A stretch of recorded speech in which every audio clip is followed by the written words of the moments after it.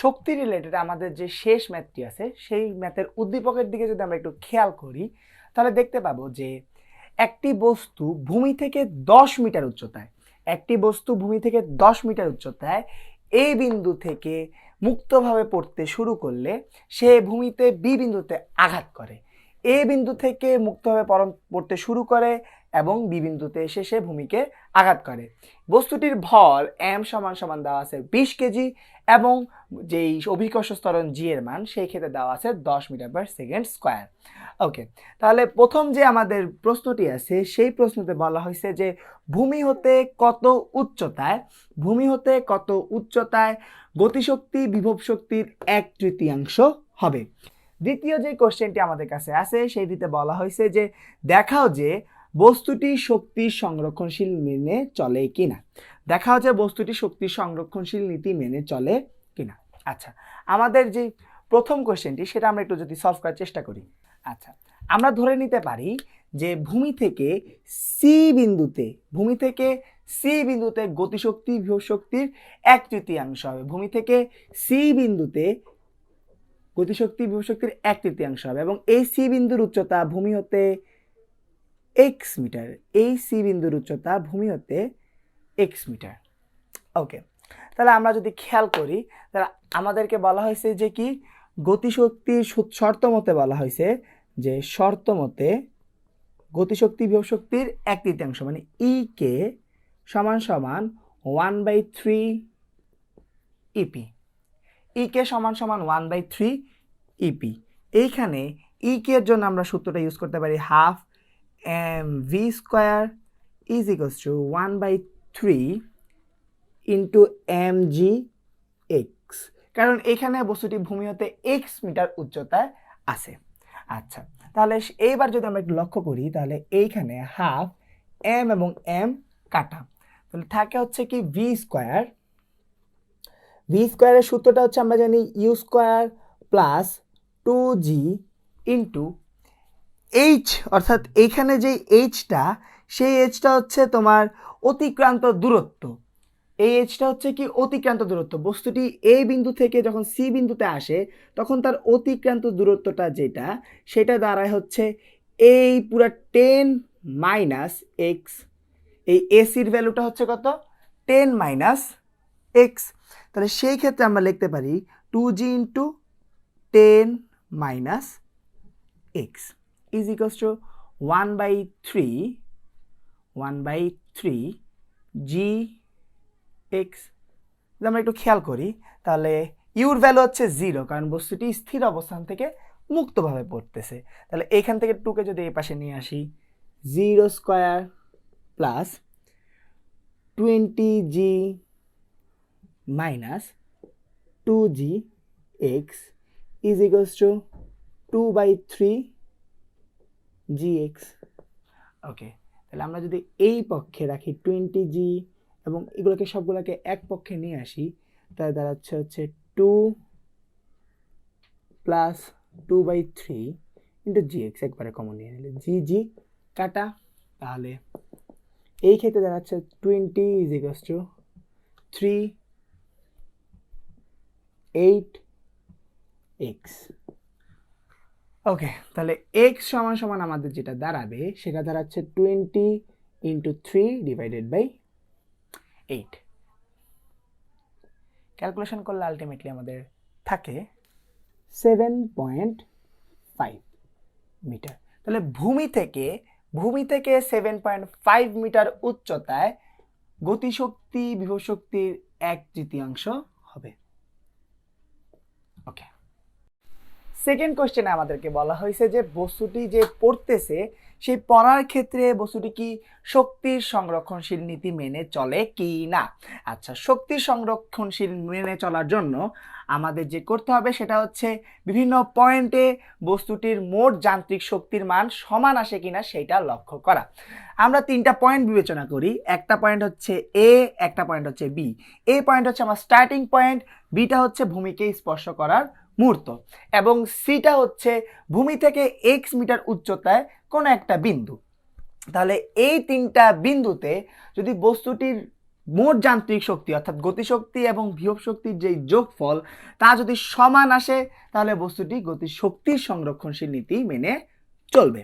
ওকে, তাহলে আমরা যদি একটু লক্ষ্য করি, প্রথমে আমরা যদি চাই তাহলে এ বিন্দুর জন্য নির্ণয় করতে পারি। এ বিন্দুর জন্য এ বিন্দুতে গতিশক্তি ই কে সমান সমান 0। কেন? কারণ বস্তুটি স্থির অবস্থায় আছে, স্থির অবস্থায়। ইপি সমান সমান mg ইন্টু 10, কারণ বস্তুটি 10 মিটার উচ্চতায় আছে, তাই h এর মান 10। তাহলে এইখানে দাঁড়াচ্ছে কত? 10 ইন্টু বস্তুর 10 ইন্টু বস্তুর যেই ভর সেটা হচ্ছে 20 ইন্টু 10। তাহলে এইখানে দাঁড়ায় টোটাল ভ্যালুটা দাঁড়াচ্ছে হচ্ছে 2000। তাহলে আমরা যে মোট যান্ত্রিক শক্তি সেটার দিকে যদি লক্ষ্য করি, মোট যান্ত্রিক শক্তি এ বিন্দুতে, মোট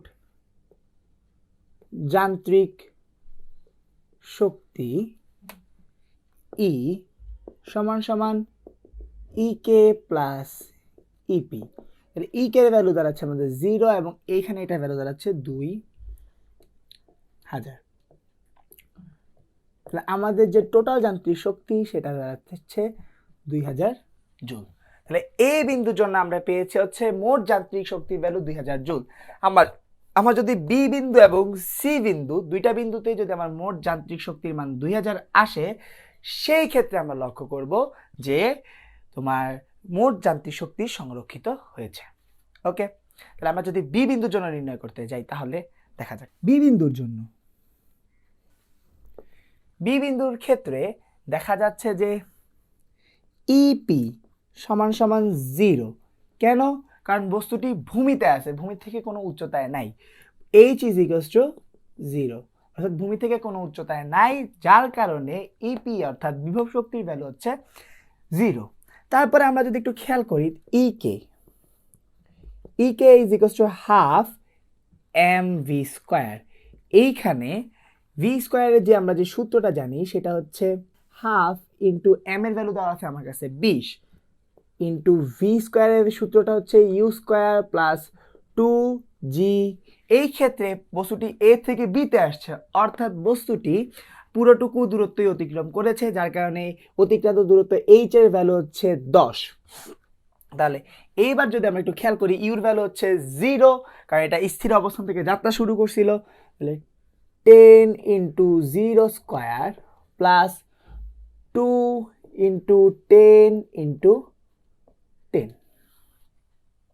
তাহলে আমরা যদি এখানে ক্যালকুলেশনটা এভাবে দেখি, তাহলে দাঁড়াচ্ছে 10 ইন্টু 200, তাহলে দাঁড়াচ্ছে 2000 জুল।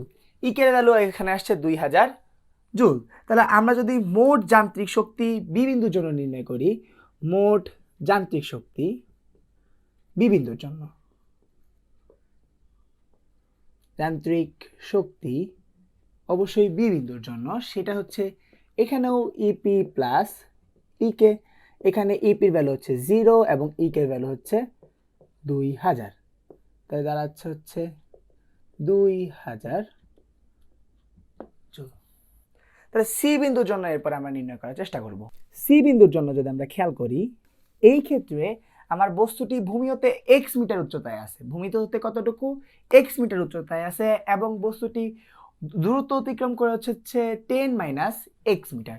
দূরত্ব অতিক্রম করছে হচ্ছে কতটুকু 10 মাইনাস x মিটার, এবং ভূমি থেকে উচ্চতায় আছে x মিটার। সেই ক্ষেত্রে ইপি সমান সমান mg x, কারণ ভূমি থেকে x মিটার উচ্চতায় আছে, এবং ইকে সমান সমান half M V square. V এর ভ্যালুটা যদি আমরা এখানে লিখি তাহলে হচ্ছে half M U square plus 2g। এখানে অতিক্রান্ত দূরত্বের ভ্যালু হচ্ছে 10 মাইনাস x।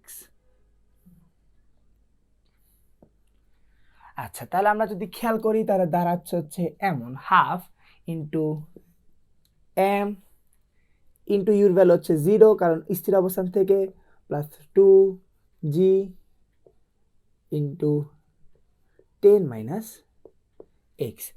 এই ক্ষেত্রে আমরা 0 কাটাকাটি করলে দাঁড়ায় হচ্ছে mg, একবারে লিখলে 10 minus x, 10 mg minus mg x. তাহলে আমরা যদি মোট যান্ত্রিক শক্তির দিকে খেয়াল করি, মোট যান্ত্রিক শক্তি সি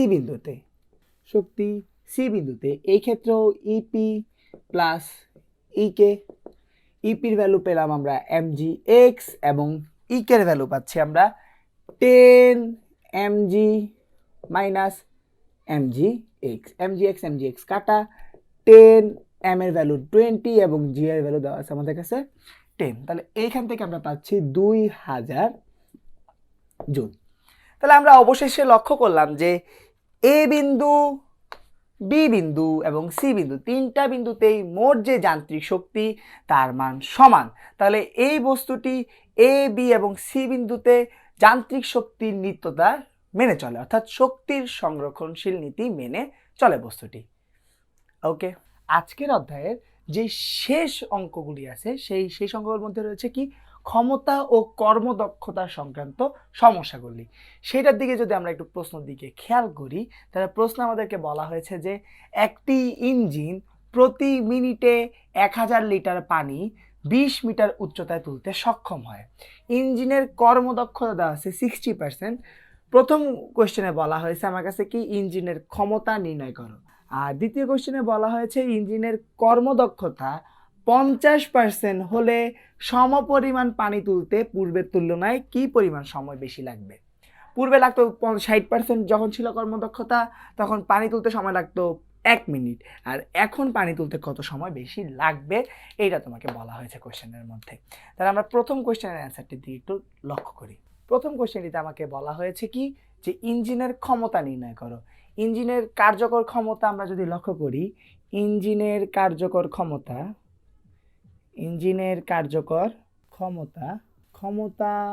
এটাকে বললাম আমরা পি প্রাইম সমান সমান mgh/t।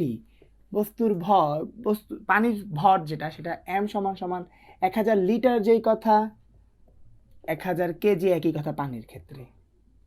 ওকে, জি এর মান আমরা জানি 9.8 metre per second square. H এর ভ্যালু দেওয়া আছে আমার কাছে 20 মিটার উচ্চতায় আমি পানিটি কি তুলতেছি, এবং টি দেওয়া আছে 1 মিনিট, প্রতি minute 1 minute is equal to 60 second. সেই ক্ষেত্রে আমরা যদি লক্ষ্য করি তাহলে পি প্রাইম যে ইঞ্জিনের কার্যকর ক্ষমতা সেটা দাঁড়ায় হচ্ছে কত, এম এর ভ্যালু দেওয়া আছে 1000, জি এর ভ্যালু দেওয়া আছে 9.8, এইচ এর ভ্যালু দেওয়া আছে হচ্ছে 20 এবং টি এর ভ্যালু দেওয়া আছে 60 সেকেন্ড। তাহলে কার্যকর ক্ষমতা পি প্রাইম এর ভ্যালু দাঁড়ায় 3266.67 ওয়াট। ওকে, এবার আমাদেরকে নির্ণয় করতে হবে কি মোট যেই আমার যেই প্রদত্ত ক্ষমতা আছে বা ইঞ্জিনের যেই মোট ক্ষমতা সেটা আমাকে বের করতে হবে। তাহলে আমরা জানি যে কি জিনিস, যে কর্মদক্ষতা ইটা, সেই ইটা সমান সমান কার্যকর ক্ষমতা ডিভাইডেড বাই প্রদত্ত ক্ষমতা, কার্যকর ক্ষমতা ডিভাইডেড বাই প্রদত্ত ক্ষমতা ইন্টু 100%। আমরা যদি লক্ষ্য করি ইটার ভ্যালু আমাকে কাছে দেওয়া হচ্ছে 60%, তাহলে 60% ইজ ইকুয়াল টু প্রদত্ত ক্ষমতা আমরা পেলাম হচ্ছে 3266.67, আর প্রদত্ত ক্ষমতা আমার প্রদত্ত ক্ষমতার মতোই থাকুক, সেটাই আমাকে বের করতে হবে ইন্টু 100%। ওকে, কাটাকাটি গেলে আমাদের কাছে এখানে থাকে প্রদত্ত ক্ষমতা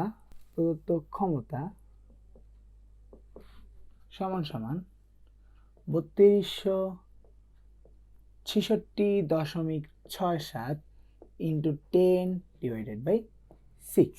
তাহলে আমাদের প্রদত্ত ক্ষমতা আসে 5444.45 ওয়াট। ওকে, তাহলে এটাই হচ্ছে আমাদের অ্যান্সার।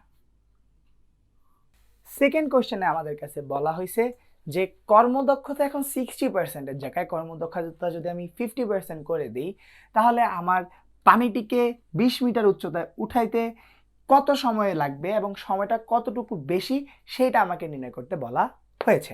তাহলে আমরা যদি লক্ষ্য করি এই ক্ষেত্রে ইটার ভ্যালুটা দেওয়া আছে হচ্ছে ইটা ইজ ইকুয়ালস টু 50%। তাহলে আমরা জানি ইটা সমান সমান কার্যকর ক্ষমতা ডিভাইডেড বাই প্রদত্ত ক্ষমতা। গ হতে আমরা প্রদত্ত ক্ষমতা পেয়েছিলাম হচ্ছে 5444.45 ক্ষমতা আমরা পেয়েছিলাম 5444.45 ওয়াট। তাহলে এই ক্ষেত্রে আমরা লক্ষ্য করি কার্যকর ক্ষমতা ইটার ভ্যালু দেওয়া আছে আমার কাছে, ইটা ইজ ইকুয়াল টু দেওয়া আছে 50%। সেই ক্ষেত্রে আমরা এবং এখানে 100%, তাহলে 50% কার্যকর ক্ষমতা ডিভাইডেড বাই প্রদত্ত ক্ষমতা পেয়েছিলাম আমরা 5444.45 ইন্টু 100%। তাহলে আমাদের শুধু কার্যকর ক্ষমতা যেটা থাকে, যেটা দাঁড়ায় সেটা হচ্ছে কত 5444.45 ইন্টু 5 ডিভাইডেড বাই 10। তাহলে এইখান থেকে ক্যালকুলেশন করলে আমাদের দাঁড়ায় অ্যান্সারটা দাঁড়ায় হচ্ছে 2722.225 ওয়াট। তাহলে আমাদের কার্যকর ক্ষমতা বের হয়েছে 2722.225 ওয়াট। তাহলে আমরা জানি যে কার্যকর ক্ষমতা সেটা সমান সমান হচ্ছে আমাদের mgh ডিভাইডেড বাই টি। আগের ক্ষেত্রে আমরা সময়টাকে ধরেছিলাম টি, এই ক্ষেত্রে আমরা সময়টাকে ধরতে পারি টি প্রাইম চাইলেই। তাহলে সেটা সমান সমান হচ্ছে আমাদের 2722.225। তাহলে এই ক্ষেত্রে আমাদের যে টি প্রাইমটা হয় সেই টি প্রাইমটা সমান সমান দাঁড়ায় হচ্ছে এম এর ভ্যালু আমরা জানি 1000 কেজি, জি এর ভ্যালু আমরা জানি 9.8 এবং এইচ এর ভ্যালু আমরা জানি 20 ডিভাইডেড বাই 2722.225। এই ক্ষেত্রে আমাদের সময় মানটা দাঁড়ায় 71.999। একবার লিখলে আমরা যদি লিখতে পারি তাহলে 72 সেকেন্ড। ওকে, তাহলে আমাদের পূর্বের সময়টা ছিল টি প্রাইমের ভ্যালু ছিল হচ্ছে টি এর ভ্যালু ছিল হচ্ছে 60 সেকেন্ড বা 1 মিনিট। এখন আমরা যে নতুন বর্তমান সময় সেটা পেলাম হচ্ছে 72 সেকেন্ড। তাহলে আমাদের যেই সময়ের পার্থক্য বা কতটুকু সময় যেই পরিমাণ সময় বেশি লাগবে সময়ের পার্থক্য যদি আমরা বের করতে চাই বা যেই পরিমাণ সময় বেশি লাগবে সেটা যদি বের করতে চাই সময়ের পার্থক্য পূর্বে ছিল 60 এখন হচ্ছে 72। তাহলে 72 minus 60 is equals two 12 second. তাহলে 12 সেকেন্ড পরিমাণ সময় বেশি প্রয়োজন হবে পূর্বের তুলনায়। দেখতে দেখতে আমাদের এই চ্যাপ্টারটি শেষ হয়ে গেল। তোমরা এই চ্যাপ্টার শেষে যা যা শিখতে পারলে তার মধ্যে প্রথমেই রয়েছে হচ্ছে কাজ সংক্রান্ত থিওরি এবং কাজ সংক্রান্ত যত ম্যাথ রয়েছে সবগুলি আমরা দেখলাম। তারপরে আমরা শিখলাম শক্তি, গতিশক্তি কীভাবে বের করতে হয়, বিভবশক্তি কীভাবে বের করতে হয়, শক্তির সংরক্ষণশীল নীতি কীভাবে আমরা মেনে চলতে পারি এবং কিভাবে শক্তির ম্যাথগুলো করতে পারি আমরা সেটাও দেখলাম। এবং শেষে আমরা ক্ষমতার থিওরি এবং ক্ষমতা সংক্রান্ত ম্যাথ দেখলাম এবং কিছু স্পেশাল কেসের ম্যাথগুলোও আমরা শেষের সাথে সাথেই দেখে নিলাম। তাহলে এই চ্যাপ্টারের যদি তুমি ম্যাথ করতে চাও তাহলে শুরুতেই তোমাকে সূত্রগুলো দেখতে হবে, সূত্রের ভিডিও লেকচারগুলো তোমাকে ভালো করে বুঝতে হবে, তারপর যে তুমি ম্যাথের ক্লাসগুলো করতে পারবা। এবং এই চ্যাপ্টারটা তার পূর্ববর্তী চ্যাপ্টারের সঙ্গে খুব বেশি পরিমাণে রিলেটেড, বিশেষ করে গতি এবং বলের সঙ্গে খুব বেশি পরিমাণে রিলেটেড। সো ওই চ্যাপ্টারগুলো থিওরিও দেখবা এবং এইখানে যে থিওরি আছে সেটাও দেখতে হবে, তারপর তোমরা ম্যাথগুলো করলে তোমাদের জন্য চ্যাপ্টারটা খুবই সহজ হবে। এবং সাথে সাথে এই চ্যাপ্টারটা খুবই বেশি পরিমাণ important for SSC and board পরীক্ষায় খুব বেশি পরিমাণ এটা আসে। তাহলে আজকের মতো আমাদের এই চ্যাপ্টারে এখানেই সমাপ্তি।